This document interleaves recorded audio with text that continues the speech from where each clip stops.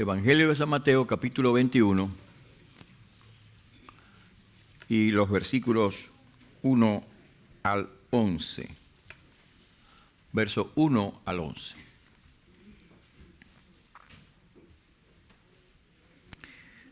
Cuando se acercaron a Jerusalén y vinieron a Betfagé, al monte de los Olivos, Jesús envió 2 discípulos diciéndoles: id a la aldea que está enfrente de vosotros, y luego hallaréis un asna atado y un pollino con ella.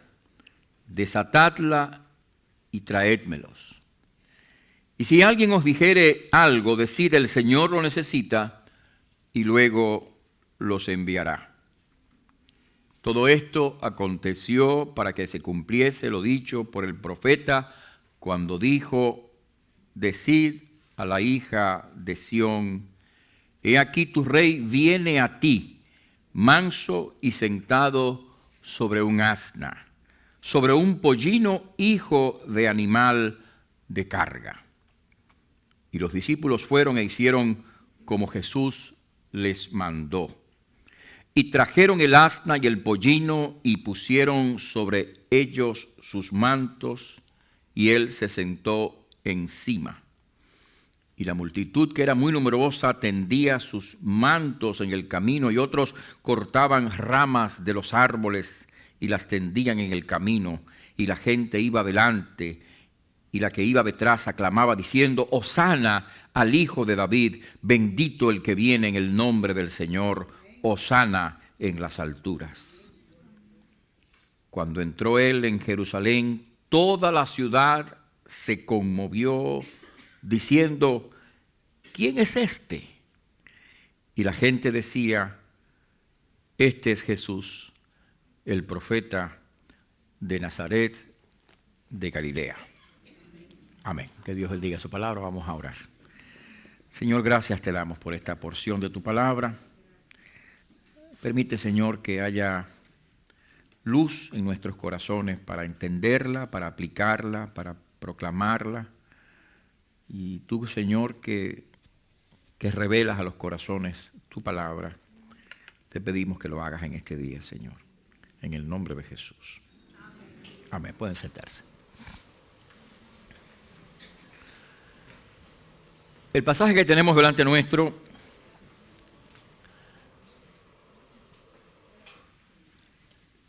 reviste interés e importancia, y la importancia y el interés que reviste queda demostrado en el hecho de que, a diferencia de otros eventos de la vida de Jesús, esta acción, esta actividad de Jesús ha sido registrada por los 4 evangelistas. Es decir, si usted ha leído la Biblia, si ha leído la Biblia con algo de detenimiento, se dará cuenta que cuando los evangelios narran el ministerio del Señor, por lo general seleccionan algunos eventos que aparecen, por ejemplo, en Marcos, pero no en Mateo, en Lucas, pero no en Juan, y en este último, pero no en los demás. Es decir, los evangelistas seleccionan las historias para contarnos la historia fundamental acerca de Jesús. Pero reitero que este pasaje es tan importante y tan interesante que los 4 evangelistas se detuvieron para contarnos lo que pasó en esa primer domingo de Palmas, para llamarlo de alguna manera, ¿no? Se trataba de el inicio de las fiestas de la Pascua. La ciudad de Jerusalén estaba llena, repleta de peregrinos, como lo está en este momento, por cierto. Si alguien viaja a Israel, en el comienzo de la Pascua, verá que no hay espacio en hoteles ni en ningún lugar, porque los peregrinos siguen viajando a Jerusalén para la celebración de la Pascua judía o de la Pascua cristiana. Así que Jerusalén está llena de gente. Había una tradición que decía que la Pascua había que celebrarla dentro de Jerusalén. Y por eso los judíos de diferentes partes del Imperio Romano se esforzaban en algún momento de su vida, aunque fuese una sola vez en su vida, por llegar hasta la ciudad de Jerusalén en la Pascua para celebrar allí con el pueblo judío. Jesús ha pasado 3 años de ministerio proclamando el mensaje de la palabra, de la buena nueva del reino de Dios.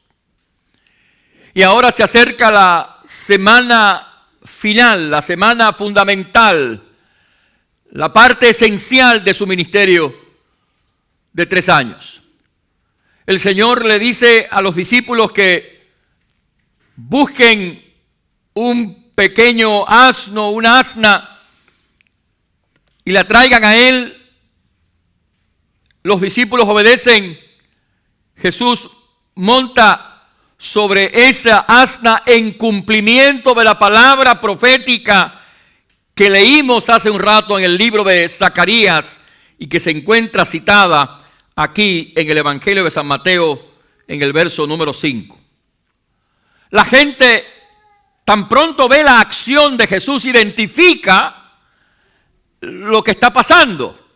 Recordando la profecía de Zacarías, la gente empieza a celebrar, empieza a cantar, empieza a aclamar a Jesús, y lo hace de tal manera que dice la palabra de Dios en el verso número 9, que los que iban delante y los que iban detrás gritaban: Hosana al Hijo de David, bendito el que viene en nombre del Señor.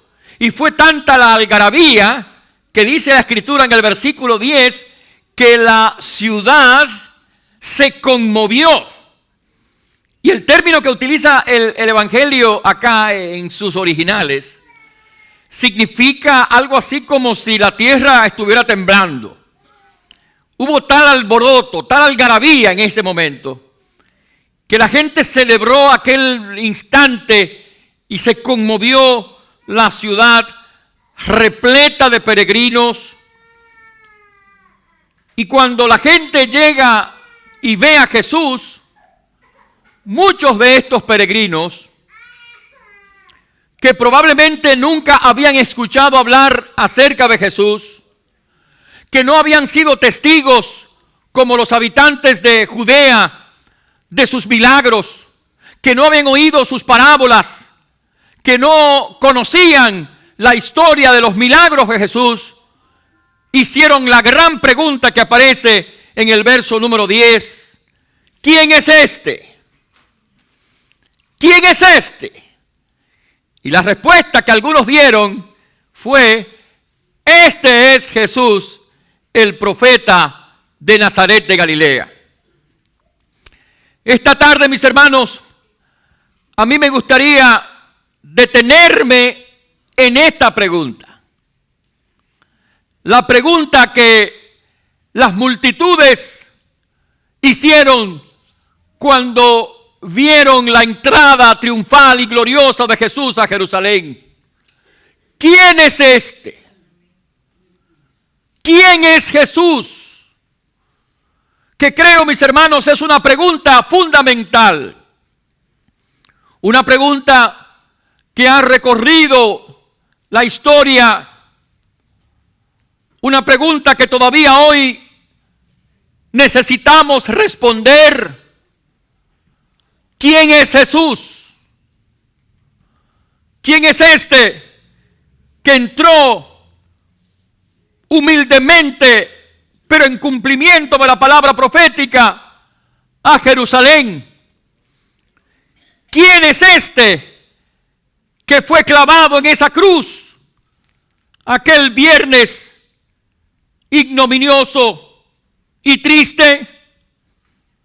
¿Quién es este a quien la tumba no pudo retener.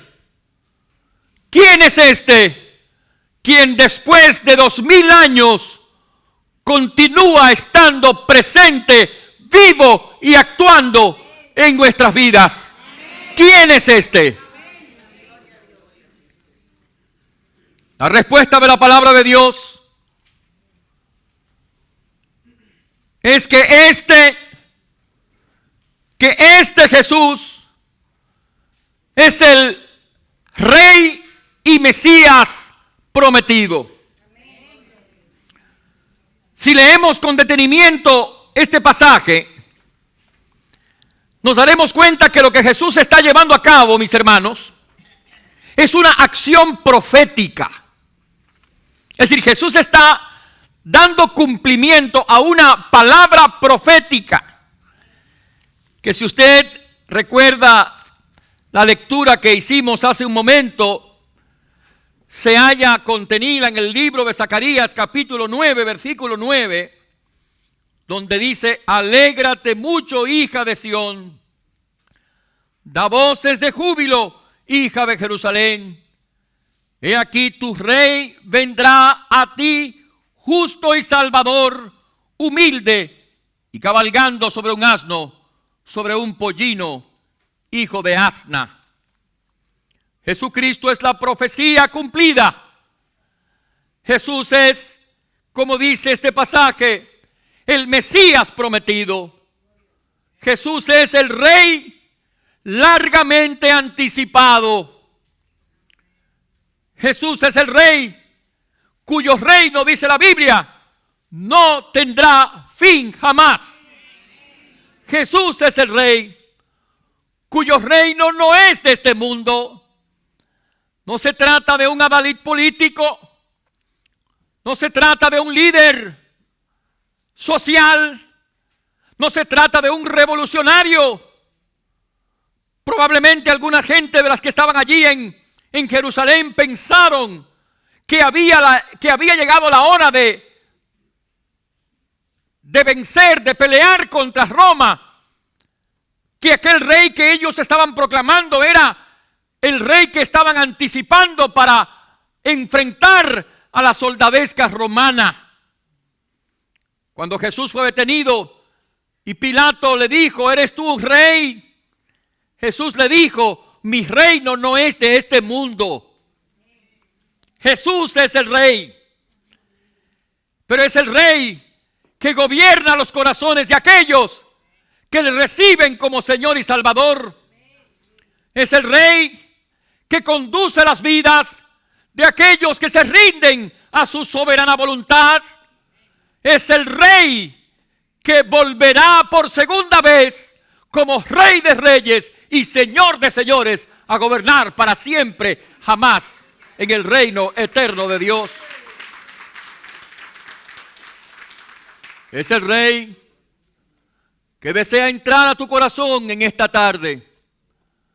El Rey que está tocando las fibras de tu alma e invitándote a ceder el control de tu corazón y a entregar tu vida a la soberana voluntad de aquel que ha venido para buscar y salvar lo que se había perdido. Te pregunto, ¿lo conoces? Te pregunto, ¿lo reconoces como el Rey, como el Señor? Si así es, en este día, ríndele tu corazón a Jesucristo. ¿Quién es este cuyo mensaje no ha sido ni ha podido ser acallado por los grandes imperios de la historia? ¿Quién es este cuyo mensaje no ha sido detenido a pesar de los esfuerzos de los hombres por acallarlo? Este es el Rey de Israel, el Rey de los corazones. Jesucristo es además el Hijo de Dios, el Hijo eterno de Dios. Jesucristo es, por lo tanto, Dios hecho hombre, viniendo a visitar a los hombres con el objetivo de conquistar sus corazones y llevarlos al reino eterno de Dios. Cuando Jesús estaba camino a Jerusalén, mientras estaba con sus discípulos en el área norte de Galilea, en Cesarea de Filipo, Jesús mismo preguntó a los discípulos: ¿quién dicen los hombres que soy yo? Y algunos dijeron, bueno, algunos piensan que tú eres el profeta que había de venir. Algunos dicen que tú eres Juan el Bautista que ha regresado, resucitado. Y entonces Jesús le hace la pregunta que en esta tarde, mis hermanos y amigos, que en esta tarde debe ser enfrentada a ti mismo, debe ser hecha a ti mismo. ¿Y quién dicen ustedes que soy yo?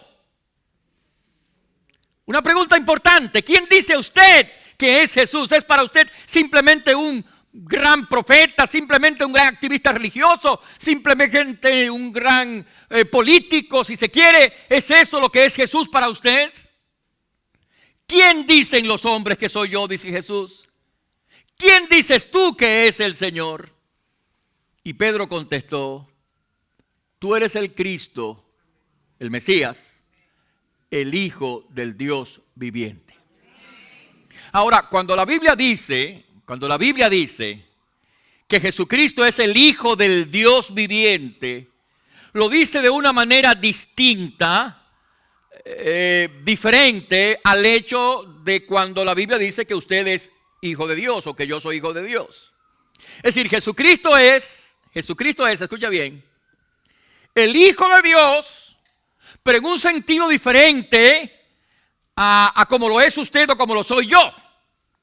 Cuando la Biblia utiliza el término Hijo de Dios, o cuando Jesús decía que Dios era su Padre, está hablando del hecho de que Él es de la misma naturaleza, de la misma esencia de Dios. Así lo entendieron claramente los que oían el mensaje de Jesús, tal como registra el Evangelio de San Juan, capítulo 5. En el capítulo 5 de San Juan, lea conmigo el versículo 18. Dice la Escritura, lea usted este pasaje. Dice la Escritura: por esto los judíos aún más procuraban matarle. Atención a esto. Porque no solo quebrantaba, de acuerdo con ellos, no solo quebrantaba el día de reposo, sino que también decía, atención, que Dios era su propio Padre, haciéndose igual a Dios. Cuando los judíos escuchaban decir a Jesús que Dios era su Padre, entendían perfectamente lo que Jesús quería decir. Jesús quería decir que Él era de la misma naturaleza con el Padre. En otras palabras, Jesús estaba diciendo que Él es Dios hecho presente, Dios hecho hombre, presente ante los hombres. O como ha dicho alguien, cuando decimos que Jesús es el Hijo de Dios, estamos diciendo que Jesús es Dios el Hijo. Si usted lee el Evangelio de San Juan, capítulo 1, en ese capítulo 1 dice la palabra de Dios: en el principio, verso 1, en el principio era el Verbo, y el Verbo era con Dios, y el Verbo era Dios. Y luego versículo 14 dice: y aquel Verbo fue hecho carne y habitó entre nosotros, y vimos su gloria, gloria como del unigénito del Padre, lleno de gracia y de verdad. La Biblia muestra con claridad que Jesucristo es Dios viniendo a la tierra a redimirnos. Que Jesucristo es Dios viniendo a la tierra a mostrarnos el amor de Dios, la gracia de Dios, la misericordia de Dios, el poder de Dios. Jesucristo es Dios haciéndose presente en nuestra historia. Jesucristo es Dios que quiere hacerse presente en la historia de tu vida, para que tú también puedas llegar a ser un verdadero hijo, hija de Dios. Y si Cristo es Dios, Entonces, debemos adorarle con devoción. Si Cristo es Dios, debemos reconocerle como lo supremo en nuestras vidas. Si Cristo es Dios, debemos abrirle nuestro corazón con amor y entregarle nuestras vidas para servirle y caminar en su voluntad. ¿Quién es este? Este es el Rey de Israel. ¿Quién es este? Este es el Hijo de Dios. ¿Quién es este? Este es el Salvador del mundo. Cuando los discípulos y la multitud proclamaban a Jesús, decían, en el capítulo 21, versículo 9, decían: Hosana al Hijo de David. Y la palabra Hosana significa salva a Dios. Después de todo, cuando el ángel se les reveló a José en sueños, no solamente le dijo que María habría de tener un hijo que sería Dios con nosotros, sino que también le dijo que su nombre sería Jesús, porque Él salvará a su pueblo de sus pecados. Zacarías capítulo 9, el texto que leímos hace un momento, y que Jesús cumplió perfectamente cuando entró en aquel asno a la ciudad de Jerusalén. Dice: alégrate mucho, hija de Sión, da voces de júbilo, hija de Jerusalén. He aquí tu rey vendrá, atención, tu rey vendrá justo y salvador, humilde, cabalgando sobre un asno. Jesucristo es el Salvador del mundo. Cristo salva. El propio Señor Jesucristo, ante la contemplación de los pecadores necesitados, dijo: porque el Hijo del Hombre vino a buscar y a salvar lo que se había perdido. Usted está perdido si no tiene todavía a Jesucristo en su corazón, en su vida. Usted está andando en sus propios caminos, y esos caminos le conducirán indefectiblemente a la muerte. La Biblia en el libro de Proverbios dice que hay camino que al hombre le parece derecho, pero su fin es muerte. A menudo pensamos que nuestros caminos y nuestras ideas y nuestros métodos y nuestra manera de vivir es la mejor, de espaldas a Dios, queriendo hacer la voluntad nuestra. Pero la palabra de Dios dice que ese camino conduce a la perdición. El camino ancho del mundo que conduce incuestionablemente a un callejón sin salida. Y si la muerte te encuentra en esa situación, la Biblia dice que pasarás la eternidad excluido para siempre de la presencia de Dios. Jesucristo vino al mundo para que tú no llegues a la condenación eterna. La Biblia dice: porque no envió Dios a su Hijo al mundo para condenar al mundo, sino para que el mundo sea salvo por él. El que en él cree no es condenado, mas al que no cree ya ha sido condenado, porque no ha creído en el nombre del unigénito Hijo de Dios. Cristo vino al mundo para salvar a los pecadores. Cristo vino al mundo para dar su sangre en sacrificio por nuestros pecados. Por lo tanto, si usted se arrepiente de sus pecados serán perdonados. Si usted se arrepiente de sus pecados serán limpiados. Si usted se arrepiente de sus pecados en el día de hoy, Jesucristo le dará una vida nueva. Jesucristo pondrá en libertad a su corazón esclavizado. Jesucristo traerá bendición a una vida que ahora necesita la gracia de Dios. Cristo es el Salvador del mundo. Pero no basta saberlo.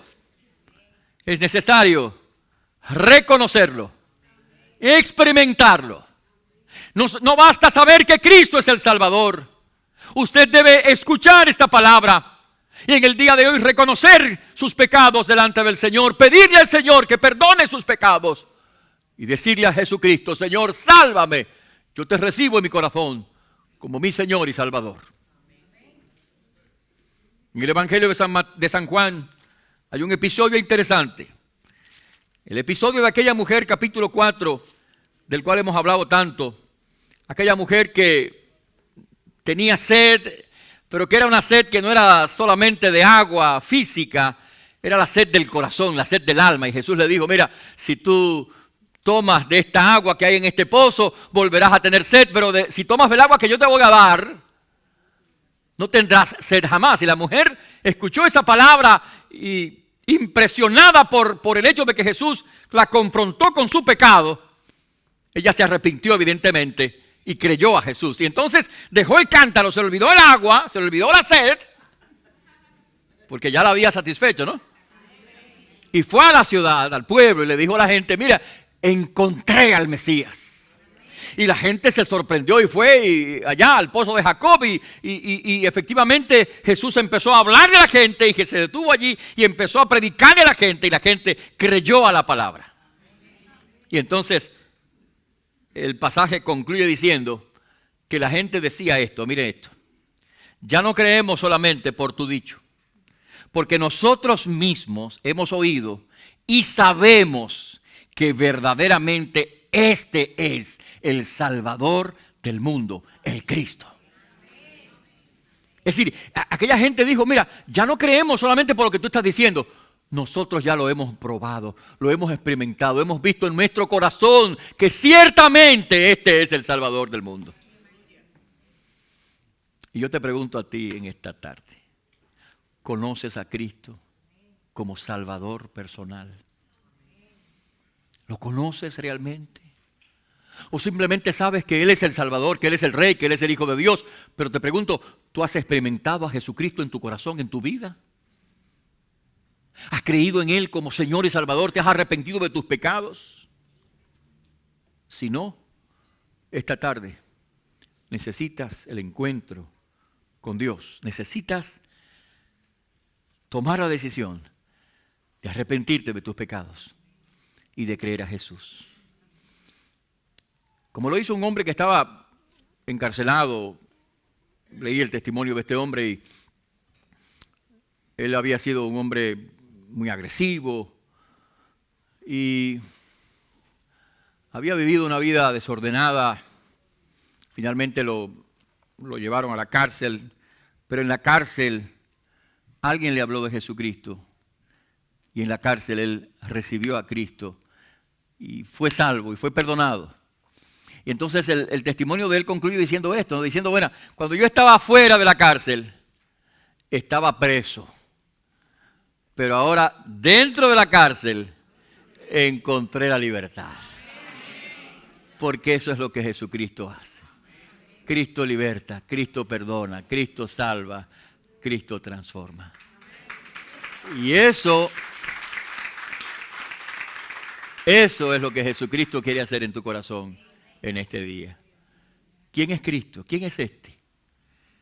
Es más que un profeta, es más que un líder religioso, es más que un activista social. Jesucristo es el Mesías Rey.